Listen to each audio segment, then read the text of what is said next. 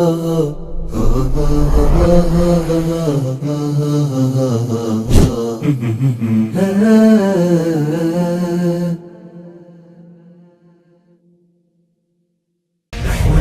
سيروا شباب الأمة وتكاتفوا ليلوح فجر أجمل وتسابقوا للمكرمة وحلقوا بسبائها ضرا وخيرا أمنوا.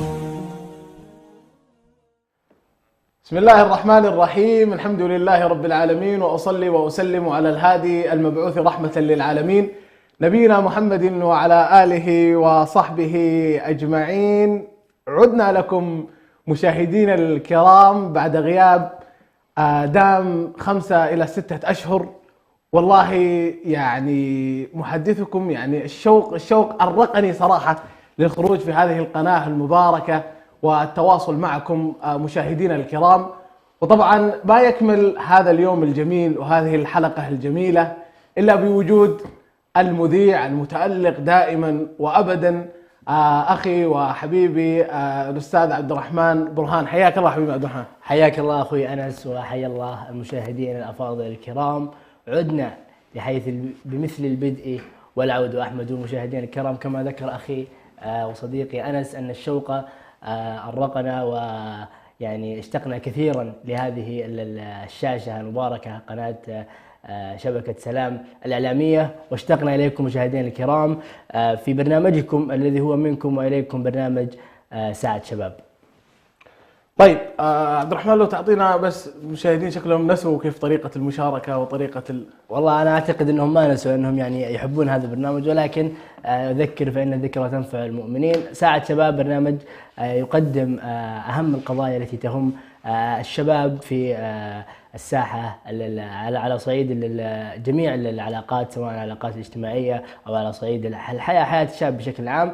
نتناول فيها هذه الأمور عن طريق تقديم 3 فقرات أساسية في هذا البرنامج، ألا وهي جلسة سمر، ومن ثم ننتقل إلى الثقافة العامة وحول العالم، ومن ثم الفقرة المحبوبة لدى جميع الشباب ألا وهي الفقرة الرياضية. طيب، قبل أن نسترسل في هذه الحلقة المباركة نعزي من فقدناهم في الحادثة الإرهابية التي وقعت قبل يومين في تركيا اسطنبول، ونؤكد نحن معاشر الشباب باستنكار هذا الموقف، وأسأل الله عز وجل أن يديم الأمن والأمان والاستقرار في بلاد تركيا. اللهم أعز الإسلام والمسلمين وأذل الشرك والمشركين ودمر أعداءك أعداء الدين. اللهم من أراد بلاد المسلمين بسوء فأشغله في نفسه ورد كيده في نحره واجعل تدبيره تدميرا عليه يا أرحم الراحمين. في هذه الحادثة المحزنة لا يسعنا إلا أن نعزي جميع من فقدوا في هذه الحادثة الأليمة، ونقول رحمهم الله رحمة واسعة وتقبلهم عنده من الشهداء. مشاهدينا الكرام، دعونا ننتقل وإياكم إلى أولى فقراتنا في هذه الحلقة الأولى بعد الانقطاع الطويل وجلسة سمر.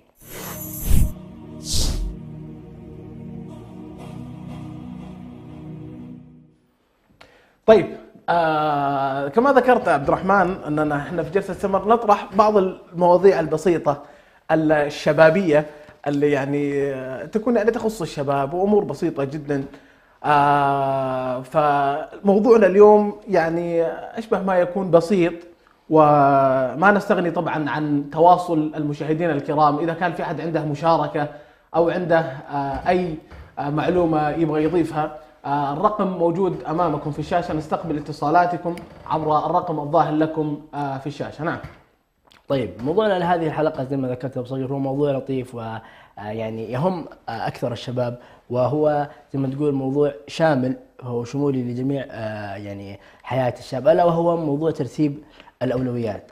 دعنا أولا يعني نذكر تعريف ما هي الأولويات، أو ما هو المقصود بمصطلح ترتيب الأولويات. ترتيب الأولويات بشكل واضح وبسيط هو وضع كل شيء في مرتبته بالعدل من الأحكام والقيم والأعمال، ثم يقدم الأولى فالأولى بناء على معايير وموازين شرعية وموازين صحيحة. طيب، يعني ترتيب الأولويات يعني ممكن يكون يعني شامل لجميع مراحل حياة الشاب. فيعني لو جينا نبدأ نقول من المنزل. ما هي أولويات الشاب في المنزل يا أبو صقر؟ نعم. القضية الأولى اللي ما يختلف عليها الجميع هما الوالدان. الوالدان يعني عبد الرحمن مقدمين على كل شيء موجود في هذه الدنيا بلا شك. يعني طلبات الأب والأم البر بهما. نعم. ويعني من كمال البر أيضا أنك أنت يعني تعرف الشيء الذي يطلبه والدك قبل أن ينطق به.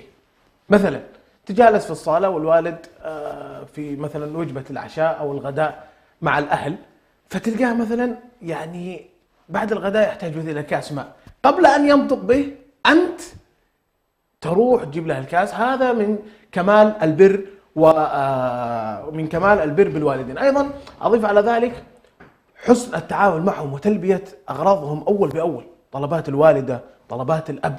مثلا يا أنس والله أنا أحتاج زي كذا، أروح سدد فاتورة كهرباء، أروح سدد فاتورة مدري إيش، أحتاج إنك تطلع تقضي المنزل، تاخذ أختك من المدرسة، أيا كان. الوالدة طلبت والله يا أنس خلينا نبسطها كذا، كيلو طماطم، كيلو خيار نحتاجها في الغداء. ما تجي تقدم لي مثلا يتصل لك واحد من الشباب يقول لك والله يا أبو تركي إحنا طالعين مثلا منطقة بحرية بنشوي مدري زي كذا، فتكنسل أمر الوالدة وتقدم صديقك على هذا. فلذلك دائما طلبات الأم والأب الوالدين تكون مقدمة على غيرها. وهذا يعني إذا أنت نفذت هذه الأمور ستكون هذه بوابة كبيرة جدا للتوفيق في الحياة. صحيح. يعني بر الوالدين، يعني أنا ما يعني بر الوالدين ما أعتقد أنه يخفى على الجميع، أن فيه التوفيق والسداد والله ينور بصيرتك، وفيها أمور كثيرة ما يخفى عليه، ما تخفى على عقل. نعم. وهي زي ما ذكرت لها تأثير حقيقي وواقعي على حياة الشاب. عندما تقدم أمور الوالدين على غيرها سبحان الله تجد هذا التأثير. لذلك تجد أغلب الناجحين سبحان الله حتى من غير المسلمين، الشخص الذي يبر بأمه المسلم يعني الله عز وجل وعده بالتوفيق في الدنيا والآخرة، ولكن نعم. حتى في حياة الإنسان بشكل عام تجد أن الشخص الذي يعتني بأمه ويلبي رغباتها ويقدمها على غيرها هو سبحان الله موفق في يعني في حياته. وانظروا في سير الناجحين من المسلمين وغير المسلمين. طيب أيضا لدينا قضاء حوائج الأهل. يعني المقصود هنا بترتيب الأولويات في قضاء حوائج الأهل أنه إذا تعارض أمر مع يعني حوائج البيت فتقدم حوائج البيت مباشرة. نعم. لأنه هذا هو يعني ملاذك الآمن الذي تتجه إليه. فعندما تقدم أمور أخرى عليه أيها الشاب، يعني ملذات الحياة خصوصا للشباب كثيرة، فعندما تقدم هذه الأمور على بيتك فأنت الآن يعني تضع خدش وشرخ كبير في يعني موازين البيت والموازين التي تكون داخل البيت. نعم. وأيضا يعني أضيف على كلامك حديث النبي صلى الله عليه وسلم خيركم لأهله وأنا خيركم لأهلي. أيضا دعنا ندخل في أمر يعني جميل ودقيق، يعني تحس أنه شمولي أكثر ما يكون، وهو ترتيب الأولويات على الصعيد الشخصي. خليني أبتدئ بك يا عبد الرحمن. على الصعيد الشخصي دينك، احنا ابتعدنا عن موضوع العائلة والأهل وما لذلك، تعالي على ترتيب الأولويات في شخصك أنت. نعم. أنت كعبد الرحمن، أنت كأبو صقر، أنت كياسر، عمار، أيا كان. رتب لي يعني الدين الشاب باتباع ما أمر الله به واجتناب ما نهى عنه. هذه احنا كيف ممكن نحن نرتبها عبد الرحمن؟ هي لب حلقتنا، يعني الموضوع الأساسي الذي نتكلم عنه في هذه الفقرة تحديدا هو ترتيب الأولويات على صعيد المرء. نعم. وكما ذكرت أبو صقر أول شيء لازم المرء يرتبه هو دين الشاب، هو خط أحمر لا يمس أبدا. أكيد. كيف ممكن ترتب أولوياتك على أن يكون موافقا لدين الإسلام؟ يعني مثلا أنت خارج في أمر ضروري أو غير ضروري، خلينا نقول يعني أمر يعني من أمور الحياة، أذن لصلاة المغرب ولا صلاة العشاء لأي صلاة، ماذا تفعل في هذه اللحظة؟ إذا أنت جعلت الدين عندك ودينك ويعني إسلامك خط أحمر، مباشرة سوف تتجه للمسجد وتترك هذا الأمر. وعلى هذا فقس على جميع أمورك الحياتية. عندما تنظر إلى أمر ما، هل الدين الإسلامي هو حاضر في ذهنك؟ إذا كان حاضر في ذهنك معناته أنت وضعت الدين هو أولوية لك عن غيره، وعلى هذا فقس على بقية الأمثلة. فهو دين الشاب لابد أن يكون حاضرا في جميع أمور حياته، وعندما نقصد جميع أمور حياته فنحن نقصد فعليا جميع أمور حياته. يقول لك بعض الشباب طيب الدنيا يعني حاول أنك تفصل الدنيا عن الدين، يعني هذه أمور. لا، أمورك يعني أمورك الحياتية كاملة لابد أن يكون المعيار الحقيقي لتقييمه هو الدين الإسلامي، هو خط أحمر. طيب مثلا الآن يجيك شاب مثلا متغرب في بلاد أوروبا وما إلى ذلك، يقول لك والله يا عبد الرحمن ويا أبو صقر، أنا خليني مثلا أمثل لك حال المشاهد وأنت أطرح الطرح اللي عندك وأنا أضيف اللي عندك وأضيف عليك. يقول لك أنا والله شاب في الغربة، نعم، المفاتن الواحد يطلع ويخرج ومدري إيش زي كذا، فأقاوم، قاعد أقاوم نفسي. إيش الحل؟ أنا قاعد أبني شخصيتي على الدين الإسلامي والأمور كلها ماشية بشكل سليم، لكن المفاتن تدخل لي من جميع النواحي. إيش الحل بوجهة نظرك؟ والله يا أنس، أنا كما ذكرت لك، إذا كان دين المرء حاضرا وتفكيره هو تفكير يعني خصوصا إذا كان نشأ على الدين الصالح، فبالتالي هذه المغريات وإن كانت خطيرة وخصوصا على الشباب، وإن كانت صعب الواحد يجاهد نفسه، ولكن قدر المستطاع لابد أن يحارب المرء نفسه. احنا هنا في حرب مع النفس. نعم. وحرب النفس وجهاد النفس هو أصعب أنواع الجهاد، أو من أصعب أنواع الجهاد، خصوصا عندما يعني يعيش الشاب. خلينا نتكلم بشكل صريح. الآن الشاب مثلا في الجامعة، جميل، يجد بعض المفاتن سواء من النساء، يجد بعض الأمور المحرمة التي من السهل جدا فعلها، ولا يوجد أي مانع وأي رادع. ما الذي سوف يردع هذا الشاب إذا لم يكون الله نصب عينيه، إذا لم يكون الإسلام خط أحمر بالنسبة لا شيء أبدا. صحبة تعينه على هذا المنكر، جو عام يعينه على هذا المنكر، ما الذي سوف يردع هذا الشاب؟ يعني أنا أعتقد أنه لا يوجد حل سوى الاستعانة بالله عز وجل.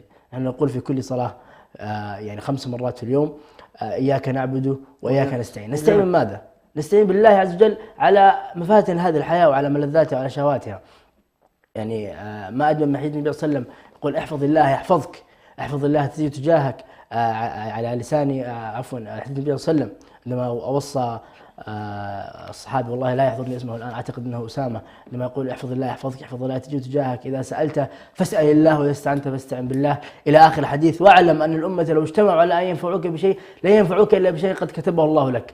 هذه كلها أمور عندما يستحضرها الشاب في ذهنه، لا يعني الحياة ما راح تفرق معاه كثير، لأنه هو أساسا جاي وحاط عنده خطوط حمراء ومبادئ لا يستغنى عنها، فبالتالي هذه الأمور تكون وإن كانت صعبة إلا أنه يستطيع أن يعني يتخطاها ويستعين بالله عليها. أيضا أنا أضيف على كلامك الشيء البسيط. الآن المرء يقول لك والله يا أخي أنا نشأت في منطقة إسلامية ومعتقدات سليمة اللهم لك الحمد، وتغربت إلى مثلا بلاد الكفار وواجهت الفتن، لكن العقيدة الإسلامية داخلة في قلبي. فالعقيدة الإسلامية هذه لازم أنك أنت تقويها. كيف تقويها؟ عشان أنت تواجه هذه عقيدتك وهذه الفتن، هم في صراع. فأنت تحتاج أنك أنت تقوي العقائد اللي داخلك بإيش؟ أنا أذكر لك أشياء بسيطة، مثلا بمحافظتك على وردك اليومي، قراءة القرآن بشكل يومي يقوي عندك العقائد، يقوي عندك الأمور. محافظتك على الصلوات ال5 في وقتها، وأنا هذه أقدمها على القرآن، أنه أنت محافظ على صلواتك ال5 في وقتها، ثم قراءة وردك اليومي، ثم قراءة أذكار الصباح والمساء والتوكل على الله. الإنسان إذا حافظ على هذه الأمور البسيطة، يعني هو مثلا يقول لك والله يا أخي، يعني مثلا أنت الآن في الطرق ماشي، تأخذ لك وجهين من كتاب الله عز وجل، أذكار المساء من بعد صلاة العصر إلى أذان المغرب، وأذكار الصباح من بعد الفجر وإلى ذلك. هذه الأمور تعينك بأن عقائدك تقوى، وبإذن الله عز وجل أنك تستطيع أنك أنت تواجه هذه الفتن بإذن الله عز وجل. نعم. طيب ننتقل إلى محور آخر وهو محور مهم، وهو الذي أيضا يعني نريد أن نتحدث عنه في هذه الحلقة، ألا وهو حياة الإنسان وأهداف الشاب. نحن نتكلم هنا عن مجتمع الشباب وتحديدا الشاب الإريتري. لابد أن يكون هناك أهداف يعني يضعها الإنسان نصب عينيه بداية يومه، جل تفكيره بعد الأشياء اللي ذكرناها قبل قليل، أنه هذه الأهداف هي التي سوف يعني انطلق منها في يومي هذا. وعلى هذا فقس، يعني مثلا لا يمشي الشاب سبهلله في الحياه، متى اينما تضعه الحياه يعني يمشي معها، لا، هذا الشخص لم يرتب اولوياته. فمثلا يستيقظ الصباح، والله انا عندي اليوم الاولويه الفلانيه الجامعه، ثم الاولويه الفلانيه مثلا النادي، ومن ثم الاولويه زياره الاقارب، اولويات اخرى يرتبها بينه وبين نفسه، ولا بد ان تكون كلها اولويات ايجابيه. نعم. ما يجيني شخص والله يقول والله انا اولويتي والله اطلع مع الشباب، لا، هذه مو اولويه، هاي طال عمرك بتنفس، هذه انت ناوي تروح عن نفسك، انت لم تفطم نفسك، والنفس كالطفل تهمله شب على حب رضاعي وان تفطمه ينفطمي. لابد يعني سبحان يقول لك دائما النفس وين ما كانت تبغى تروح حاول تضغط عليها وتروح في الاتجاه المعاكس، لان النفس جبلت على الكسل، فاذا انت ما شديت عليها سبحان الله تفلت منك. فوضع الشاب اولويات في حياته راح يريحه كثيرا في ترتيب جدوله اليومي وتحقيق اهدافه، سواء كانت على المدى البعيد او على المدى القريب. طيب، في محور يا ابو صقر حاب اسالك عنه، وهو يعاني منه كثير من الشباب. انا وضعت اولوياتي ورتبتها، رتبت اموري مع الله عز وجل، رتبت اموري مع في البيت، يعني على كل الامور. عندي اصحابي او العلاقات الاجتماعيه ترغمني بعض الاحيان على ان اترك بعض الامور الاساسيه في حياتي يعني امشي معهم، نقدر نقول مجامله الاخرين على حساب نفسك. على حساب نفسك. ما رايك في هذا الامر؟ والله يا استاذ عبد الرحمن، شوف، انا ابو صقر يعني عندي راي هنا قد يكون معارض لك. نعم. لكن احنا في جلسه نقاشيه شبابيه. تفضل. انا والله شوف، يعني انا مثلا منسق جدولي على مثلا دوام ثم الجامعه ثم النادي مثلا، فدخل علي مشوار ضروري وعاجل من انسان عزيز مثلا. هنا انت ترتب الاولويات مع احترامي الشديد يعني. نعم. دخل عليك فقال لك مثلا والله احنا نستقطع بعض من وقتك مثلا في جدولك للنادي، نستقطع مثلا يعني شيء من وقتك مثلا عشان اوصل غرض افتراضا يعني. ايه. فانا ابو صقر الساعه المباركه الله يحييك، انا اخدمك ذي قبل ذي. لكن في بعض الناس، وهذا ترى معه حق، بس انا اتكلم كشخصي، انا اتكلم نعم. باسمي. اذا جاني واحد في نص جدولي وكان الامر عاجل وعزيز على القلب انا اخدمه بعيوني، ما في كلام. لكن في البعض يقول لك لا والله يا ابو صقر انا اعتذر منك، عزيز وغالي وحبيب وشبابي، لكن انا ما اقدر استقطع من وقتي لاني انا ملتزم. هذا انا احطه، انا كابو صقر لو قابلني واحد من الزملاء بحطه على عيني وراسي، لاني انا احترم جدولك. انا دخيل، يعني انا ماني منسق معك سابقا، انا دخيل عليك، فانت تقدم الجدول السائل من اول. فلذلك يعني هي شخصيه. بس انت ايش وجهه نظرك يا عبد الرحمن؟ هي يعني وجهة نظر تختلف. انا اعتقد انه دام الشاب حدد اموره الاساسيه في حياته، انا اؤمن ايمانا تاما انه لا يحيد عنها ابدا الا للضروريات القصوى، او كما ذكرنا سابقا الاهل، الوالدين، البيت، ما ذلك. اما يعني خلينا يعني لا نقول توافه الامور، انما يعني بعض الامور التي لا يجب عليك وجوبا قاطعا انك انت تذهب في هذه اللحظه الفلانيه تروح تؤدي هذه المهمه. ليش؟ لان انت عندك اولويات رتبتها في حياتك. جميل. فيعني الدخلاء من مثلا سواء من اصدقائك او من زملائك او هؤلاء يعني يستطيعون الانتظار الى ان تنهي بعض الاعمال، لانك اذا جاملت هذا وجاملت هذا وجاملت هذا لن تحقق شيء في حياتك. بتطلع في خساره، بتطلع في يعني انتاجيه، نقدر نقول لك يعني ما انتجت شيء في حياتك، ويعني مضيت في حياتك تسعى في ارضاء فلان وعلان على حساب نفسك. والله يا عبد الرحمن شوف، احنا اول حلقه ما ودنا نتناقش في امور، خليها حبيب، خليها حلقه بسيطه. واضح انه في خلاف في هذه النقطه. طيب مشاهدينا الكرام، ننتقل واياكم الى الفقره الثانيه وحول العالم.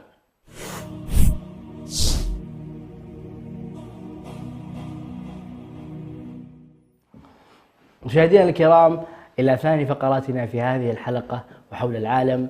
دولتنا في هذه الحلقة دولة نقدر نقول هي الدولة الأكثر، وأنا يعني بدون النظر في الأرقام أعتقد أنها الدولة الأكثر حديثا في الإعلام في هذه الفترة الحالية، بسبب أنها تستضيف أحد أهم الأحداث على صعيد الحياة الاجتماعية، ألا وهي حدث كأس العالم ودولة قطر. نعم، قطر الآن والله كل ما واحد دخل تويتر، دخل الانستغرام، دخل السناب شات، دخل يا رجل الفيسبوك، الواتس، كل العالم الآن يدور حول قطر. نعم. فحنا ودنا ان قطر هذه يعني سبحان الله يعني الصغيرة اللي الجزيرة سبحان الله. فخلينا ناخذ نبذة صغيرة عن دولة قطر، ثم نعرج على كأس العالم وتجهيزها والأمور الدسمة التي يعني صارت حديث العالم. نعم. طيب يعني دعنا أول شيء نذكر معلومات عامة عن قطر، ألا وهي قطر هي إمارة عربية تقع في شبه جزيرة هي شبه جزيرة تقع في الساحل الجنوبي من الخليج العربي، ويبلغ عدد سكانها، شوف الرقم الصادم يا أبو صقر، يعني عدد سكان قطر 2,000,000 نسمة تقريبا. 1,000,000 نسمة هذه تقريبا يعني لو جينا على خلينا نذكر مدينة مثل مدينة اسطنبول يعني فيها 16 مليون، هذه ولا أقل من الربع كمان يعني. أيوة. عدد سكان قطر كاملة. تقع عاصمة قطر الدوحة على الساحل الشرقي للبلاد، ويغطي تقريبا 11,437 كيلومتر من قطر. تقع على شبه الجزيرة، تمتد 160 كيلومتر شمالا في الخليج العربي من شبه الجزيرة العربية. وهناك معلومات يعني إضافية لا يعني طيب لا يحتاج أن نذكرها، يعني تتعلق بموقعها الجغرافي ومساحاتها الجغرافية. هنا في أمر يقول لك يعني هي تتصل برا مع المملكة العربية السعودية، والدول المجاورة لها هي الإمارات والبحرين وإيران، ويعني تحس أنها ملمومة كذا. فسكان دول الخليج يعني يا حظهم بيحضرون يعني كأس العالم ويرتبون، تصير يعني الدخول لها سريع. أعتقد أن اللي يملك إقامة أو مقيم أو عنده الجواز السعودي يعني يصير الدخول عليها صعب. طيب خلينا نتكلم عن نشأة الدوحة. نشأت الدوحة في أواخر القرن التاسع عشر هي كانت بلدة قديمة تسمى البدع إن صح النطق. نعم. وهي كانت مدينة الأهم في شبه الجزيرة القطرية، وموقعها على الساحل الشمالي الغربي لشبه جزيرة قطر المواجهة للبحرين.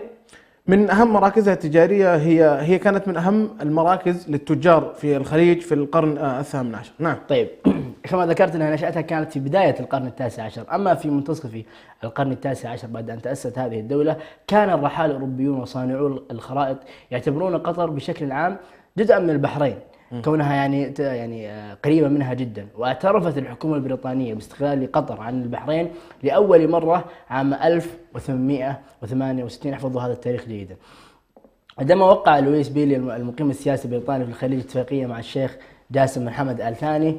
أعلنت قطر استقلالها عن بريطانيا في 13 من سبتمبر عام 1971. قلت لك التاريخ اللي قبل شيء كان 1868.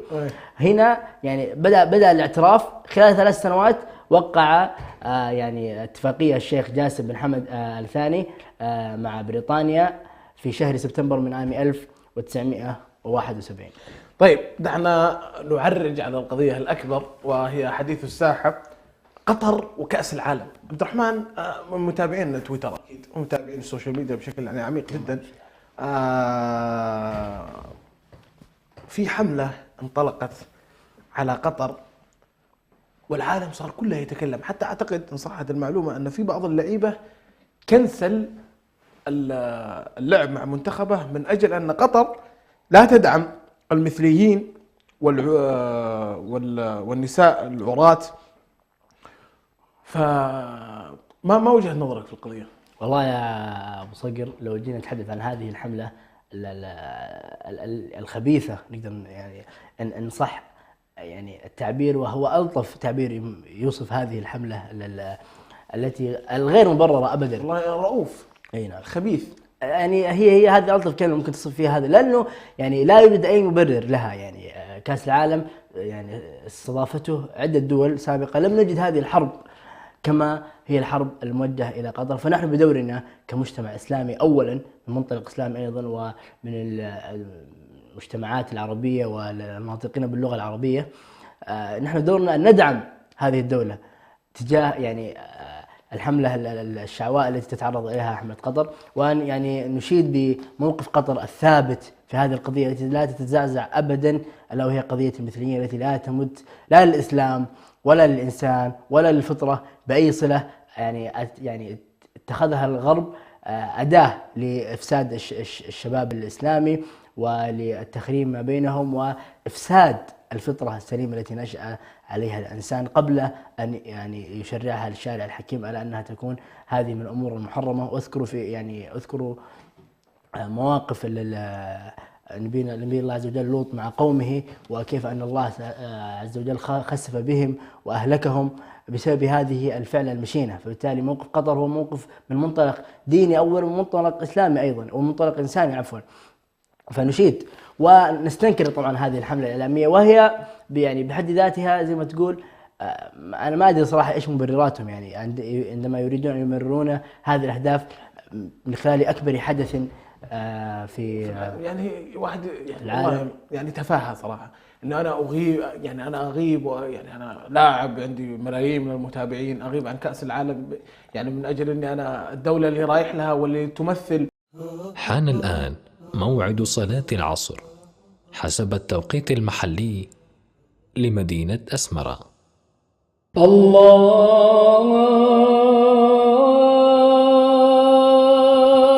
أكبر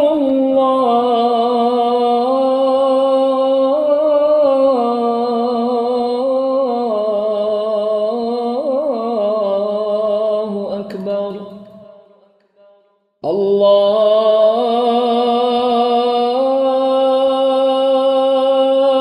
أكبر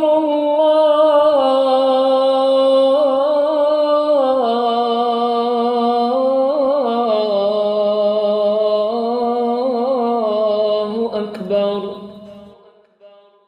أشهد أن لا إله إلا الله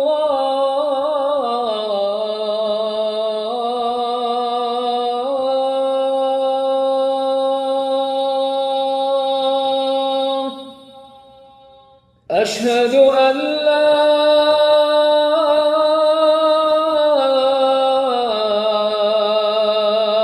إله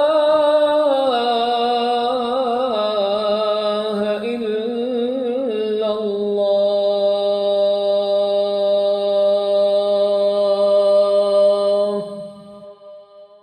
أشهد أن محمدًا رسول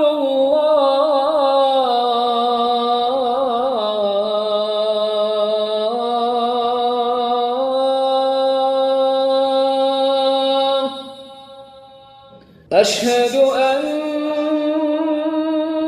محمدًا رسول الله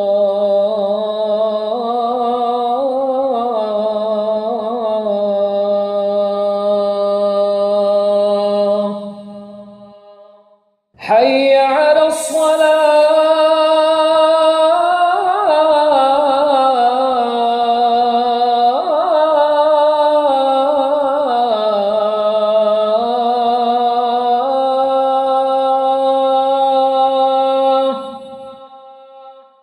حي على الصلاة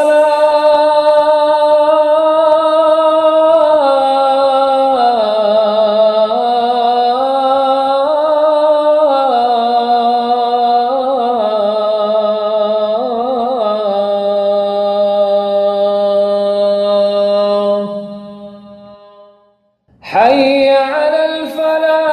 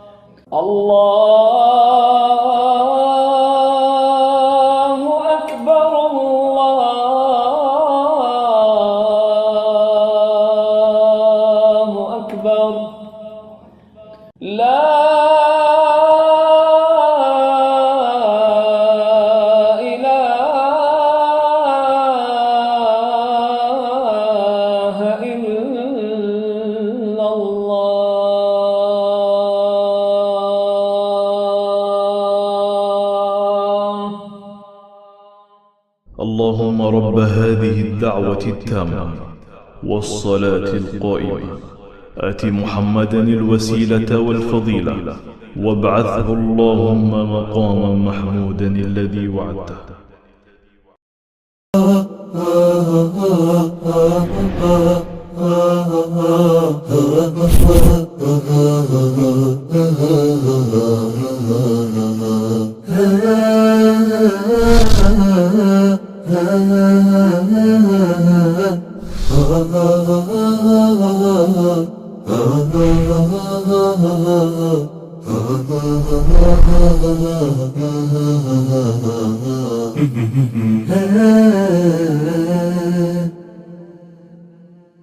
للأطفال عالم خاص بهم، يعيشون فيه حياة جميلة مليئة بالأحلام وبالمغامرات والإبداعات، عالم يملأه الحب والوفاء، العطاء دون مقابل، خيال لا متناهي. ولكي نغوص معهم في هذا العالم نحتاج أن نقترب منهم ونتقرب إليهم ونعيش مغامراتهم. براعم، برنامج أسبوعي يهتم بعالمكم أنتم أيها الأطفال. براعم نتعلم فيه معا ونعرض إبداعاتكم ونتلقى اتصالاتكم ومشاركاتكم. معي أنا صديقتكم صديقة الأطفال نورة، وأنا صديقكم منجوس. بانتظاركم يا حلوين. خلينا نعيش هالفرحة اليوم ونفرح انت وانا. خلي زعلنا يدوم وتملي نعيش على طول بهموم. أعزائنا المشاهدين، يمكنكم الآن متابعة بث قناة سلام الفضائية عبر قمر سهيل سات على الترددات التالية: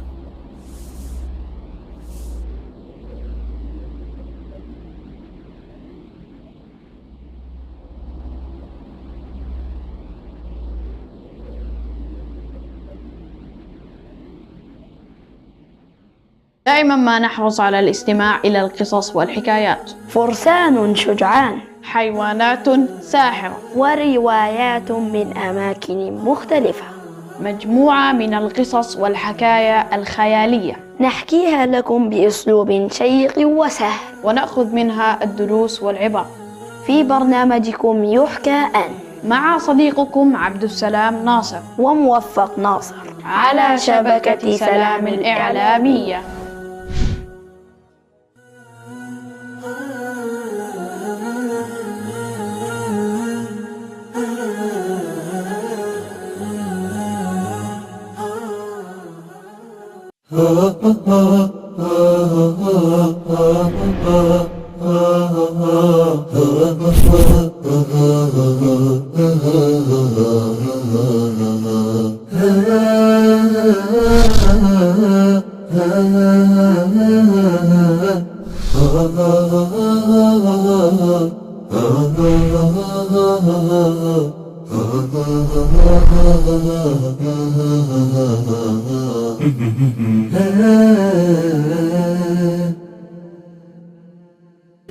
أجمل وتسابقوا للمكرمات وحلقوا بسبائل ضرا وخيرا أمروا.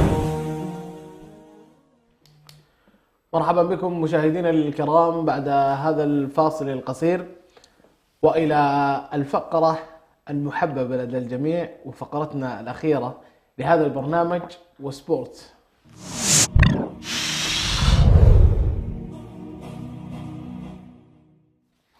حياكم الله من جديد في فقرة سبورت. طيب يا أبو صقر، عندنا اليوم بعض القضايا المهمة سواء على مستوى الدوريات أو الأندية وأيضا على المنتخبات. نبدأ أولا في الدوريات الخمس الكبرى. لدينا الصراع الرهيب بين برشلونة وريال مدريد، واللي برشلونة نقدر نقول المواسم يعني مواسم النسيان قاعدة يعني تتوالى على برشلونة. نتكلم عن الموسم الماضي موسم صفري، والموسم الذي قبله موسم خروج ليونيل ميسي الكابتن. فيعني برشلونة تنتظره سنوات من سنوات يعني الحرمان نقدر نقول، او سنوات العجاف.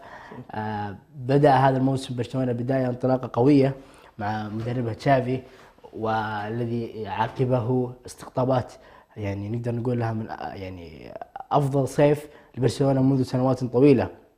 نتكلم عن استقطاب الكابتن ليفاندوسكي، وعلى مستوى الدفاع نتكلم عن كوندي، عن كريستنسن. هذه الأسماء دعمت الفريق بعدة لاعبين، مما يعني خلانا نشوف نسخة من برشلونة ما اعتدنا عليها في السنوات الأخيرة الماضية.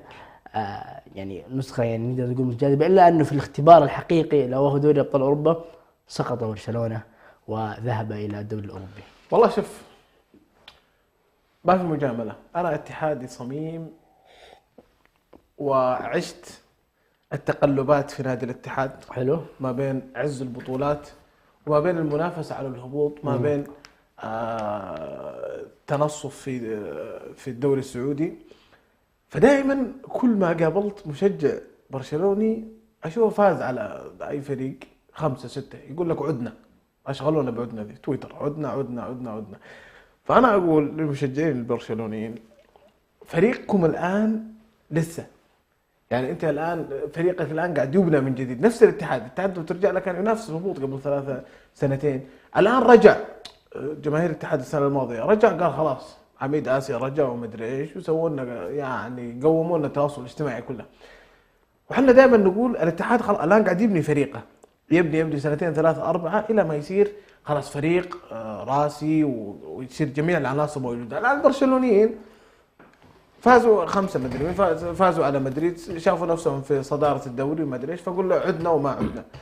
برشلونة يحتاج لسه انه يعني يكون فريق من جديد، يكون عناصر تستقر الامور، ثم يعود برشلونة كما كان الاسد والفريق الاقوى طبعا في الدوري الاسباني بعد ريال مدريد. يعني نسوي سكيب المعلومات الأخيرة أن النادي برشلونة يقع بعد ريال مدريد، ولكن نقدر نقول يا أبو صقر أنا عندي هنا وجهة نظر تقول إنه النوادي الكبرى مثل برشلونة والاتحاد وما إلى ذلك، هذه النوادي هي نوادي من أكثر النوادي شعبية، سواء على الاتحاد في السعودية أو برشلونة في كافة دول العالم. لا تستطيع يعني ما تقدر أنت تقول والله هذا الفريق لازم يبني 5 سنوات 6 سنوات 10 سنوات عشان والله يعود إلى الأرض، لأنه جماهيرك ما راح تنتظرك. لذلك ما مستحيل تلقى مدرب يقعد في برشلونة أكثر من موسمين ويكون موسمين كلها يعني صفري أو موسمين فاشلين مباشرة يقال. ما عندهم خطط على المدى البعيد، فبالتالي صعب جدا أنك أنت تزرع هذه العقلية في فرق كبيرة مثل فريق برشلونة. النتائج السريعة والمستمرة هي الاستراتيجية التي لابد أن يعني يمشي عليها برشلونة وإدارتها. طيب، المنافسة بين برشلونة هذا ومدريد هذه السنة منافسة شديدة. يعني نجد أن برشلونة الآن خطف صدارة قبل التوقف كأس العالم بعد تعثر ريال مدريد، ويعني هدية من فريق رايو فالكانو عندما اتصل على ريال مدريد في ملعب رايو فالكانو عفوا.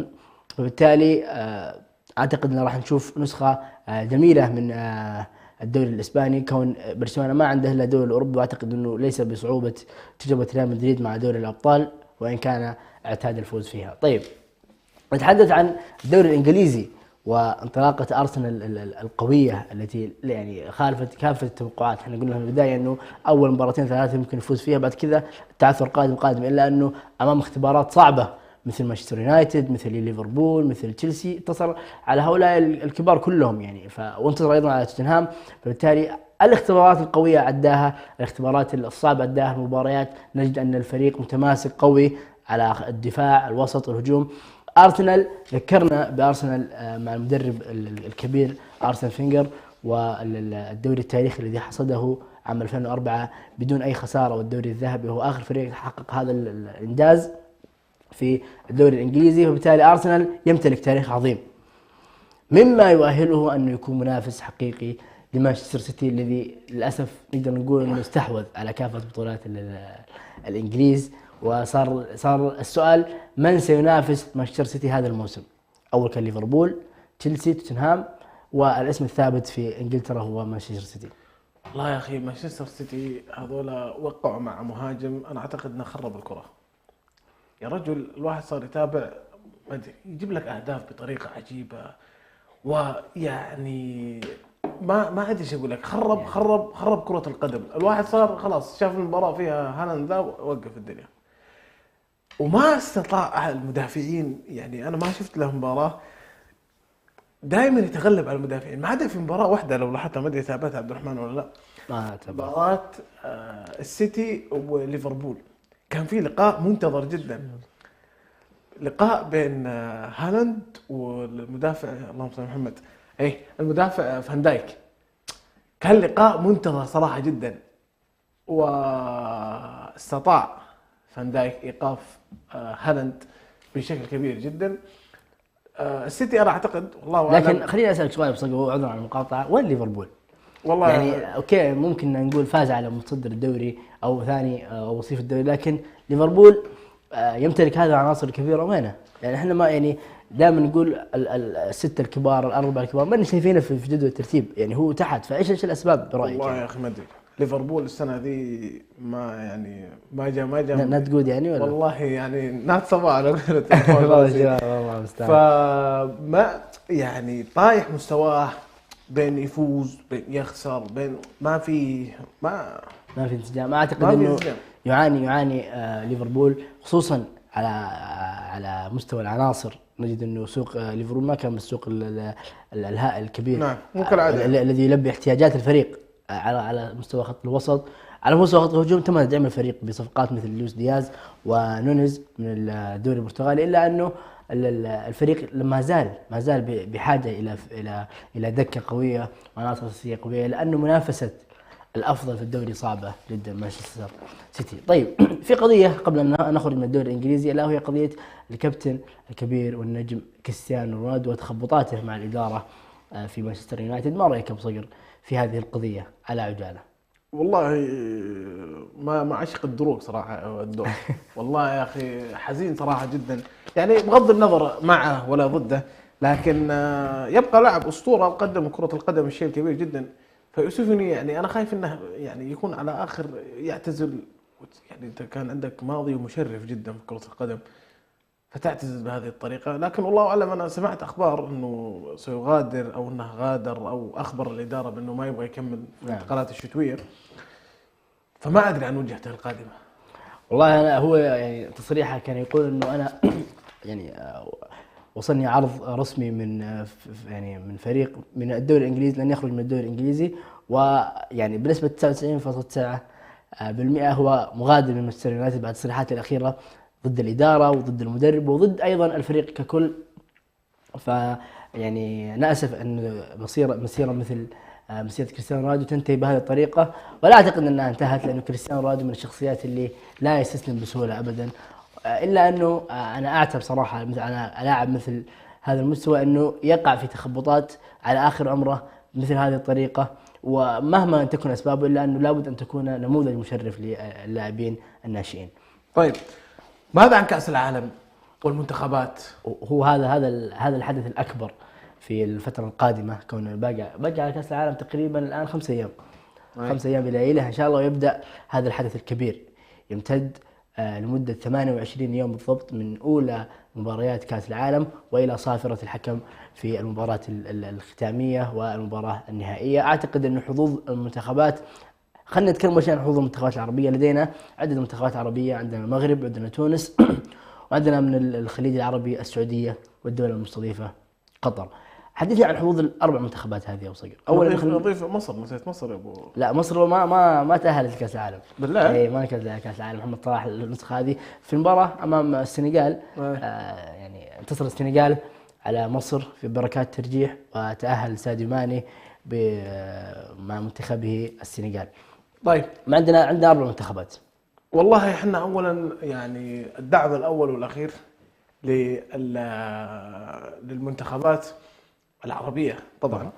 لكن ما شاء الله تبارك الرحمن انا قاعد اشوف استعدادات، يعني انا مستطلع على المنتخب السعودي بشكل كبير جدا. قاعد اشوف الاستدعاء.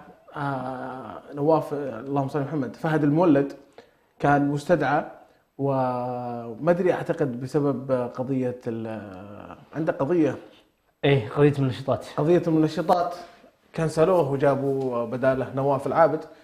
فعندهم مباراه اعتقد من مباراتهم الاولى مع الارجنتين. اي نعم. لو تحب نذكر المجموعات اللي فيها المنتخبات العربيه، عندنا المجموعه الثالثه عندنا الارجنتين وعندنا مكسيكو وعندنا المنتخب البولندي وعندنا منتخب السعودي. اعتقد ان حظوظ المنتخب السعودي صعبه جدا، كونه يعني ينافس نجمين كبار مثل ليفاندوسكي مع المنتخب البولندي، وايضا ليونيل ميسي مع الارجنتين. عندنا منتخب تونس وايضا يقع في مجموعه قويه فيها استراليا، الدنمارك وفرنسا. وعندنا ايضا المنتخب المغربي ويقع في يعني اعتقد انه هذه اصعب مجموعه على منتخب عربي، يعني مجموعه فيها بلجيكا فيها كندا وفيها كرواتيا وفيها المغرب. باقي فقط لنا عندنا مجموعه قطر المستضيفه لكاس العالم، ايضا هي مجموعه يعني قويه، ولكني انا اعتقد ان هذه هي المجموعه الاكثر حظا لان يفوز منتخب او لان يتاهل المنتخب العربي الى دور 16. لدينا الاكوادور، هولندا، السنغال وقطر.